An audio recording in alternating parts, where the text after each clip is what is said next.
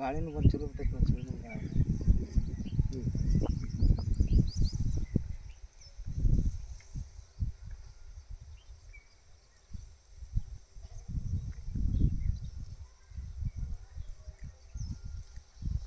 ನಮಸ್ಕಾರ.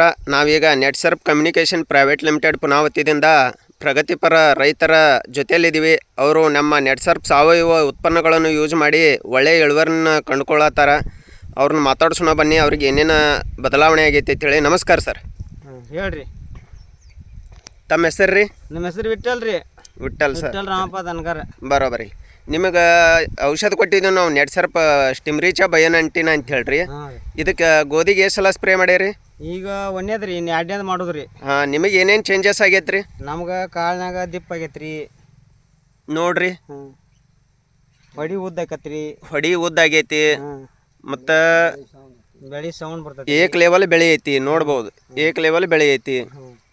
ಮತ್ತು ಹೋದ ಸಲ ಯೂಸ್ ಮಾಡ್ಯಾರ ನೀವು? ಹೋದ ಸಲನೂ ಗೋಧಿಗೆ ಯೂಸ್ ಮಾಡ್ಯಾರಿ? ಇಳುವರಿ ಆಗೈತೆ ರೀ. ಕ್ವಾಲಿಟಿ ಹೆಂಗೆ ಬತ್ರಿ ಆಗ?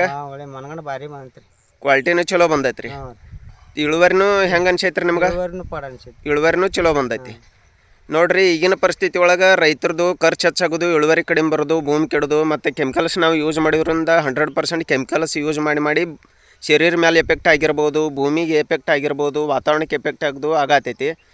ಈ ಥರ ಸಾವಯವ ಯೂಸ್ ಮಾಡೋದ್ರಿಂದ ಪ್ರತಿಯೊಬ್ಬರು ರೈತರಿಗೆ ನಿಮ್ಮಂಗೆ ಲಾಭ ಆಗ್ತೈತಿಲ್ರಿ? ಯೂಸ್ ಮಾಡೋದ್ರಿಂದ ಲಾಭ ಆಕತ್ತಿಲ್ಲ. ಕಂಪಲ್ಸರಿ ಎಲ್ಲ ರೈತರಿಗೆ ಯೂಸ್ ಮಾಡೋದ್ರಿಂದ ಲಾಭ ಆಗ್ತೈತ್ರಿ. ನೋಡಿರಿ, ಪ್ರತಿಯೊಬ್ಬರು ರೈತರಿಗೆ ಇಷ್ಟೊಂದು ನೆಟ್ಸರ್ಪ್ ಸಾವಯವ ಉತ್ಪನ್ನ ಬೆನಿಫಿಟ್ ಮಾಡಿ ಕೊಡತೈತಿ. ಪ್ರತಿಯೊಬ್ಬರು ರೈತರು ಯೂಸ್ ಮಾಡ್ಬೇಕಂತೇಳಿ ನಾವು ಕಂಪ್ನಿಯಿಂದ ರಿಕ್ವೆಸ್ಟ್ ಮಾಡ್ತಾಯಿದ್ದೀವಿ. ಇಲ್ಲಿವರೆಗೆ ಸವಿಸ್ತಾರವಾಗಿ ಮಾಹಿತಿ ಕೊಟ್ಟಿದ್ದಕ್ಕೆ ಧನ್ಯವಾದಗಳು ಸರ್. ನಮಸ್ಕಾರ.